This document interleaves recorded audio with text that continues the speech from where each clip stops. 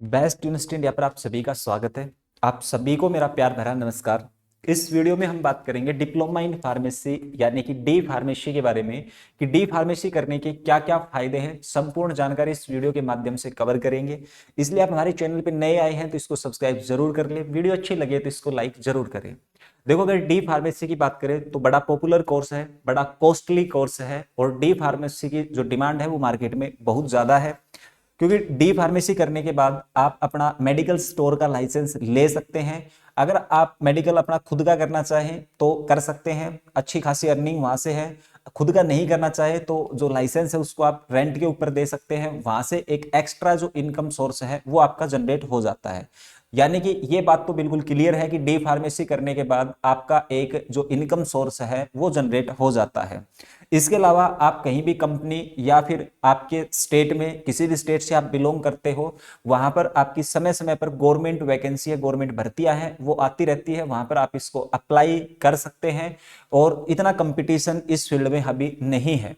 इसके अलावा बात की जाए तो कौन व्यक्ति है जो डी फार्मेसी है वो कर सकता है, कौन कौन स्टूडेंट है डी फार्मेसी कर सकते हैं, इसकी क्वालिफिकेशन क्या है, कोर्स का ड्यूरेशन क्या है, तो आप सामने स्क्रीन पर देख पा रहे हैं कि अगर आपके पास +2 में 50% मार्क्स है और +2 आपने PCM या PCB जो स्ट्रीम है उससे पास आउट किया है तो आप इस कोर्स को कंप्लीट कर सकते हैं। इस कोर्स में आप दाखिला ले सकते हैं।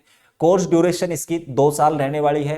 और बहुत सारे स्टूडेंट ये भी पूछते हैं या फिर आपके मन में भी डाउट चलता रहता है और बहुत सारे स्टूडेंट हैं वो इस चीज का शिकार भी हो जाते हैं कि जो फीस है वो इसकी एक्चुअल फीस क्या रहने वाली है। देखो, एक्चुअल इसकी कोई स्थायी फीस तो है नहीं।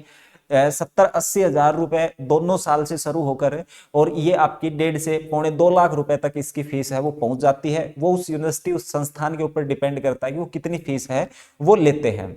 अब मैं आपको बता देता हूं, इस कोर्स को आप कंप्लीट करने के बाद एक एग्जिट एग्जाम होता है जो आपको पास करना होता है। 2023 में PCI जो कि जितनी भी संस्थान जो डी फार्मेसी कराती है उनको अप्रूवल देने का काम करती है, उसके द्वारा एक नोटिफिकेशन जारी किया था कि आप इस कोर्स को कंप्लीट करने के बाद आपको एक एग्जाम पास करना होगा। अगर आप उस एग्जाम को पास करते हैं तो ही आप लाइसेंस के लिए अप्लाई कर पाएंगे, तो ही आपका फार्मासिस्ट के लिए जो रजिस्ट्रेशन है वो आपका हो पाएगा। तो एंड में आपको एग्जाम भी देना होता है। एग्जाम की अगर बात करें ज्यादा टफ नहीं आता है, अगर आपने रेगुलर पढ़ाई की है तो आप उस एग्जाम को आराम से क्रैक है वो कर सकते हैं। अब बात करते हैं कि आपको एडमिशन है वो कहां पे लेना चाहिए।